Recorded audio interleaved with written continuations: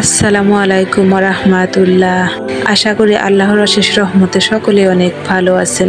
আজকের ভিডিওতে আলোচনা করতে যাচ্ছি আপনি বারবার ব্যর্থ হবার পর কিভাবে সফল হবেন। প্রিয় দর্শক, আজকের ভিডিওতে আলোচনা করতে যাচ্ছি একটি দুঃখী ছেলে বারবার ব্যর্থ হবার পরেও কিভাবে সে সফল হয়েছিল। আজকের ভিডিওতে সে সম্পর্কে বিস্তারিত আলোচনা করা হবে। ভিডিওটি খুবই গুরুত্বপূর্ণ হতে যাচ্ছে, স্কিপ না করে সম্পূর্ণ ভিডিওটি দেখতে থাকুন। আর যারা এখন এই চ্যানেলে নতুন আছেন, ভিডিওতে একটি লাইক দিয়ে চ্যানেলটি অবশ্যই সাবস্ক্রাইব করবেন। ব্যর্থতা মানে শেষ নয়, ব্যর্থতা মানে নতুন একটি দরজা খুলে যাওয়া। ব্যর্থতা মানে জীবনের আরেকটি মোড় ঘুরে যাওয়া। ব্যর্থতা মানে নতুন একটি পথ খুলে যাওয়ার প্রথম ধাপ। পবিত্র কুরআন সূরা ইনশিরা আয়াত ৫-৬ আল্লাহ তাআলা বলেছেন, নিশ্চয়ই কষ্টের সাথে রয়েছে স্বস্তি, কষ্টের পরে রয়েছে সহজতা। এই আয়াত আমাদেরকে শেখায় ব্যর্থতা মানে শেষ নয়, বরং ব্যর্থতা মানে নতুন একটি পথ খুলে যাওয়ার প্রথম ধাপ।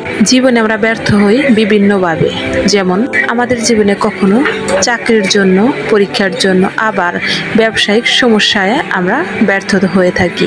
আবার কখনো আমাদের জীবনে ব্যক্তিগত সম্পর্কের কারণেও আমরা ব্যর্থ হই।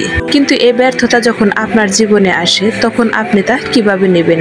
তা আপনি পরীক্ষা হিসেবে নেবেন, না আপনার ধ্বংস হিসেবে নেবেন, নাকি এই পরীক্ষাটাকে আপনি শিক্ষার উপকরণ হিসেবে নেবেন? আর আজকের এই ভিডিওতে আমি আপনাদেরকে সফল হওয়ার গোপন একটি সিক্রেট সম্পর্কে আলোচনা করব, যে বারবার ব্যর্থ হবার পরেও আপনি কিভাবে সফল হবেন। তাই ভিডিওটি মনোযোগ সহকারে দেখতে থাকুন। জীবনে সফল হতে হলে এই তিনটি বিষয় আপনাকে অবশ্যই মানতে হবে।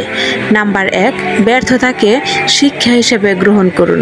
হাদিসে এসেছে, নবীজি সাল্লাল্লাহু আলাইহি ওয়াসাল্লাম বলেছেন, মুমিন কখনো একই গর্তে দুইবার ধ্বংসিত হয় না। জীবনে আমরা ব্যর্থ হতে পারি, কিন্তু সেই ব্যর্থতা থেকে শিক্ষা না নেওয়াটা হলো সবচাইতে বড় ব্যর্থতা। উদাহরণস্বরূপ, যদি কেউ পরীক্ষায় ফেল করে বারবার আফসোস করতে থাকে যে আমি ফেল করেছি, কিন্তু এর কোনো পদক্ষেপ না নেয় বা পুনরায় কোনো চেষ্টা না করে, তাহলে এটি শুধু তার ব্যর্থতায় নয়, বরং তার জীবনে বড় একটি পরাজয়। আর যদি সে ব্যর্থ হবার পর বারবার চেষ্টা করে, চেষ্টা চালিয়ে যায় যে আমি কিভাবে সফল হব, তার ভুল থেকে শিক্ষা গ্রহণ করে, তবে তার এটি ব্যর্থতা নয়, বরং তার জীবনে নতুন একটি রাস্তা খুলে যাওয়ার অন্যতম একটি মাধ্যম। পবিত্র কুরআন সূরা বাকারা আয়াত ২৮৬-তে আল্লাহ তাআলা বলেছেন, আমি তোমাদেরকে পরীক্ষা করব কিছুটা ভয়, ক্ষুধা এবং দুঃখ দিয়ে। তবে এই পরীক্ষা ধৈর্য ধারণ করতে হবে। যারা ধৈর্য ধারণ করে তারাই সফলকামী। কেননা মুমিনের জীবনে পরীক্ষা আসবে, এটাই স্বাভাবিক। যেমন পরীক্ষা করা হয়েছে আমাদের পূর্ববর্তী নবী রাসূলদেরকে। নবী রাসূলদের আল্লাহ তাআলা ভালোবাসতেন বেশি, তাই তিনি তাদের পরীক্ষাও করতেন বেশি। কিন্তু তারা পরীক্ষা আসলেই ধৈর্য ধারণ করতেন, বরং হাল ছাড়তেন না।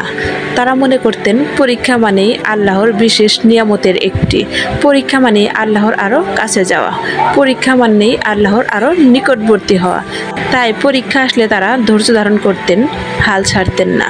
এই সময় তারা বেশি বেশি দুআ ও ইস্তেগফার এবং আল্লাহর জিকির করতেন।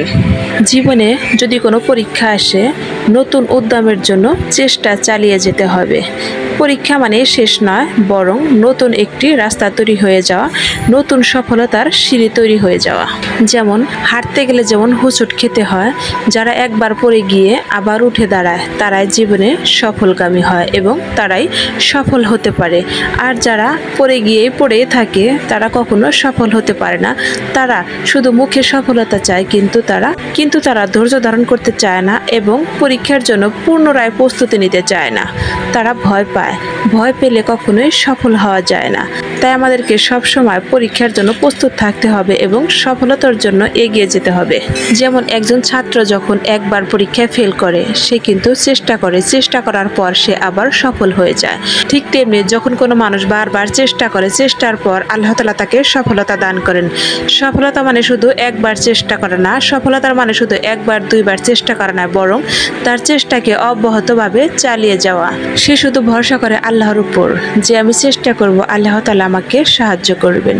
এই বিশ্বাস আর ভরসা থেকে সে সফল হয়। সফলতা মানে একবার চেষ্টা করে বসে থাকা নয়, বরং বারবার তার চেষ্টাকে চালিয়ে যাওয়া। এটাই হলো সফলতার মূল চাবিকাঠি। নাম্বার 2, নিজের ভুল থেকে শিক্ষা নেওয়া। একই ভুল যদি আপনি বারবার করেন তাহলে আপনার জীবনে বারবার ব্যর্থতা আসবেই। তাই প্রতিটি ব্যর্থতার পর নিজের ভুলগুলো সম্পর্কে বিশ্লেষণ করা জরুরি। কেননা পবিত্র কোরআনে আল্লাহ তাআলা বলেছেন, পৃথিবীতে তারা কি ভ্রমণ করে না যাতে তারা তাদের পূর্ববর্তীদের থেকে শিক্ষা নিতে পারে? ব্যর্থতার মধ্যে লুকিয়ে থাকে সফলতার নতুন উপায়, যদি তা থেকে আমরা শিক্ষা নিতে পারি। সূরা ইউসুফ আয়াত 109। যদি একজন ব্যবসায়ী বারবার ব্যর্থ হয়, তাকে শিক্ষা নিতে হবে কোথায় তার ভুল হচ্ছে, কি কারণে তার বারবার লস হচ্ছে, তার ব্যবসার ঘাটতি আসছে। যদি এই ভুলগুলো সে খুঁজে পায় তাহলে সে সফল হবে। আর যদি সে ভুলগুলো না খুঁজে বরং একই ভুল বারবার করতে থাকে, তাহলে এই ব্যর্থতা থেকে সে কখনোই বের হতে পারবে না। বরং তার মনোযোগ দিতে হবে তার ব্যর্থতাটা কোথায় ছিল, পরিকল্পনায়, সততায়, নাকি বাজার সম্পর্কে অজ্ঞাত থাকার কারণে। নাম্বার 3, আল্লাহর উপর ভরসা রাখা ও নিজের দোয়াকে অব্যাহত রাখা।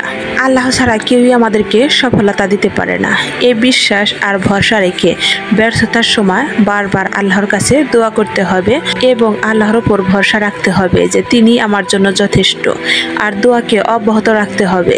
সালাত, ইস্তেগফার, দোয়া এবং এ সময় বেশি বেশি দান সাদকা করা, যাতে আল্লাহ তাআলা আপনার ভাগ্যের মোড় ঘুরিয়ে দেয় এবং সফলতার নতুন রাস্তা খুলে দেয়। ব্যর্থতার সময় হাল ছেড়ে না দিয়ে বরং আল্লাহ তাআলার কাছে বেশি বেশি দোয়া ও ইস্তেগফার করা এবং কান্না করে বেশি বেশি করে দোয়া করা। রাসূল সাল্লাল্লাহু আলাইহি ওয়াসাল্লাম বলেছেন, যে ব্যক্তি আল্লাহর উপর ভরসা করলো আল্লাহ তার জন্য যথেষ্ট। সূরা তালাক আয়াত 3। তাই আমরা জীবনে যখনই ব্যর্থতার সম্মুখীন হব তখনই আমরা আল্লাহ তাআলার কাছে ফিরে যাব, বরং দোয়া ও ইস্তেগফারের মাধ্যমে সবসময় আল্লাহর কাছে দোয়া করব, কান্না করব নামাজে, মোনাজাতে, যাতে আল্লাহ তাআলা আমাদের প্রার্থনাগুলো কবুল করেন এবং তিনি আমাদের জন্য নতুন রাস্তা তৈরি করে দেবেন ইনশাআল্লাহ। বাস্তব একটি উদাহরণ, অনেক সময় আমরা দীর্ঘদিন যাবৎ যে দোয়া করে থাকি কিন্তু ওই দোয়া বা ওই আশায় ছেড়ে দেই, ঠিক ওই সময় আল্লাহ তাআলা ওই দোয়ার দ্বারা নতুন কোনো রাস্তা খুলে দেন যা আমরা কখনো তা কল্পনাও করিনি। প্রিয় দর্শক, ব্যর্থতা মানে শেষ নয়, বরং ব্যর্থতা হলো আল্লাহর দেওয়া আমাদের জন্য বিশেষ পরীক্ষা। এই ব্যর্থতার সময় আমাদেরকে যা করতে হবে, দোয়া ও ইস্তেগফার চালিয়ে যেতে হবে, সবসময় দোয়া করতে হবে, আল্লাহ তাআলার আরও নিকটবর্তী হতে হবে এবং ধৈর্য ধারণ করতে হবে, আল্লাহর উপর ভরসা রাখতে হবে। ব্যর্থতার সময় হাল ছেড়ে দেওয়া যাবে না, কারণ ব্যর্থতায় আপনি তখনই সফল হতে পারবেন যখন আপনি আল্লাহর উপর পূর্ণ আস্থা ও বিশ্বাস স্থাপন করতে পারবেন এবং এই বিশ্বাস নিয়ে ধৈর্য ধারণ করতে পারবেন যে আল্লাহ তাআলা আমার জন্য যথেষ্ট, তিনি আমাকে অবশ্যই সাহায্য করবেন। এই বিশ্বাস যদি আপনি স্থাপন করতে পারেন তাহলে আল্লাহ তাআলা অবশ্যই একদিন না একদিন আপনাকে সফলতা দান করবেন ইনশাআল্লাহ। তাই আসুন আমরা সকলে ব্যর্থতা থেকে শিক্ষা নেই এবং আল্লাহর প্রতি পূর্ণ আস্থা এবং বিশ্বাস স্থাপন করি।